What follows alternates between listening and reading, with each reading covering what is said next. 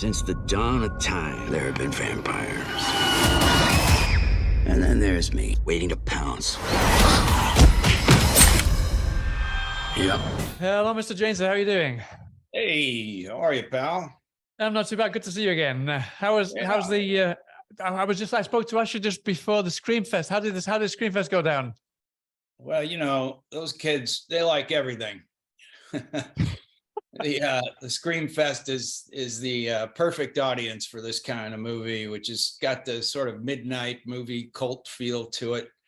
And you know, we can never have too many midnight movies. So I think they really dug it. You know, it's got a sense of humor and it hits all the notes. Yeah, I mean, I love when I speak to Asher, I said to him that I love the fact that it's kind of a 100% midnight movie, like you said, but at the same time, it's really got these kind of social commentaries, kind of under those undertones, these social undertones that he was concerned that a lot of people wouldn't pick up on. Oh, they're there. Yeah, definitely. Yeah, but I kind of, you know, I mean, we did shoot it during the pandemic, but it was before the vaccine had come out, and there's a storyline in the movie all about this kind of vampire vaccine or something, and we thought that was kind of prophetic, and some other things too. I think Asher kind of hit into the zeitgeist of what was going on at the time, and it's interesting in that way, you know. I mean, especially the way most of the people in the movie are young. They're young people in their 20s, and they're influencers, and they're obsessed with their Instagram and all that. And I thought that the audience thought it was a pretty good reflection of what they'd been through over the past couple of years. So definitely, yeah. I mean, obviously, I've got two small kids, and they're hooked on YouTube and all these kind of things all the time. And I'm not a big fan of it myself. I was quite curious watching you in the film, how much of what Elliot in the film kind of portrays and the kind of the way he treats these younger people, how much of that would you say resonates with you as well? Are you kind of with the zeitgeist and kind of with the whole Instagram and influence thing? Oh, absolutely not. But neither is my character. You know, he's definitely the outsider in the bunch. And I think it's nice to little counterbalance between the older and the younger generation, and how completely bizarre a lot of this stuff seems to guys who are in their 50s, you know, or 40s. I mean, not everybody. Some people are hooked into that stuff like stick on honey, but other people like me are kind of confused by the whole thing and wondering exactly what your life is about if that's all you do. Yeah. And I mean, obviously, because you were with a lot of younger people on sets, did you kind of, because I don't want to give too much of the film away, but there's a lot also in terms of social commentary about the toxicity and how powerful social media really is, and YouTube. Was that something that you discussed with the younger people, and did they kind of feel the same way as maybe you and some of the older cast? I think people are aware of the toxicity of what they're doing, you know, but it's like a drug. You know, it hits all the neuroreceptors in your brain, and people are kind of caught in a web, and they realize that they're caught in a web, but you know, the web does everything it can to make sure you like it. So you're stuck in this web like a fly, but you're kind of, you know, entertained while you're there. You're in a way happy to be there, and you know, it can be difficult to escape from, I'll tell you that. And that's something that I really kind of enjoyed, was the fact that your character is this kind of disheveled guy. I'm guessing that was the kind of your own creation with Asher as well, or was that just you just happened to be in lockdown and that was your lockdown look at the moment? For some reason, I got obsessed with this guy having a really big beard, you know, and I think it really worked for the character. Yeah, I mean, that's sort of another effect of the pandemic that everybody went through. I mean, a lot of people just hibernated. A lot of people stopped shaving. A lot of folks started drinking excess alcohol. I mean, everybody sort of had a unique individual way of approaching the thing. And you know, we see my character, Elliot Jones, we see him in the world before he lost his daughter to the vampires. And he's a clean cut guy. He's running a crime show. He's a reporter, he's a journalist, you know, he's interested and tuned in to life. And then all those things go away when he loses his kid.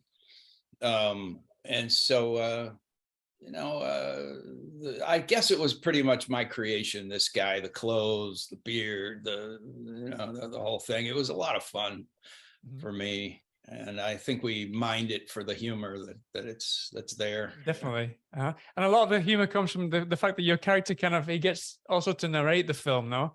And kind of say pretty much what the hell he wants to say. Which is refreshing, right? It's very refreshing, yeah. I mean, I remember there was a tweet that Asher wrote just before the screening. He said, "Watch for Thomas Jane's beard, but stay for his perfect use of the word cocksucker." That was what he was telling people to go for.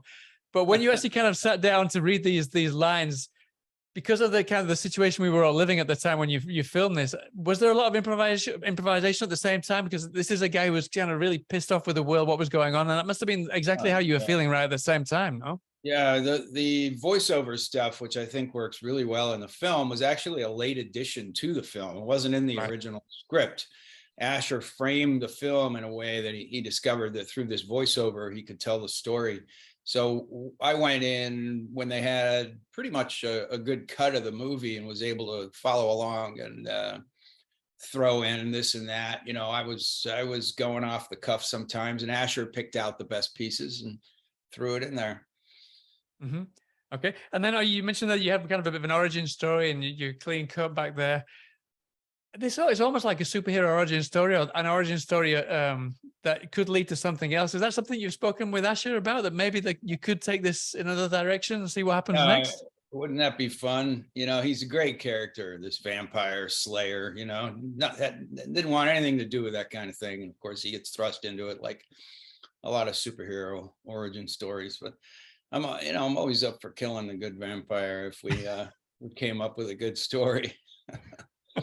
But so just before we wrap, then obviously, I mean, this is one of the first productions that you're releasing with Renegade, right? Which is doing really well. I was just curious. I wanted to ask you, what's kind of your criteria, the kind of content that you want to put out now, and what projects that are coming soon can you tell us about?